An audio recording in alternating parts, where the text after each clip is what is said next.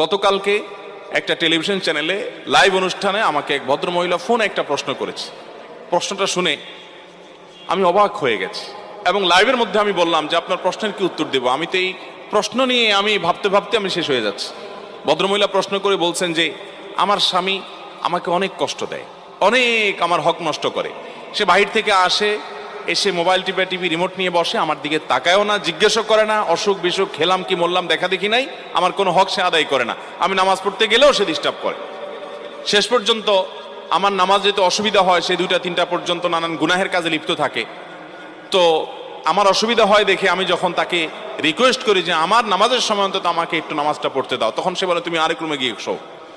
তো ভদ্রমহিলার প্রশ্নের বিষয় হলো, বলতেছে হুজুর আমার জানার বিষয় হলো এই যে আমি আরেক রুমে গিয়ে ঘুমালাম, এতে কি আমার স্বামীর অধিকার নষ্ট করলাম কিনা। আমি বললাম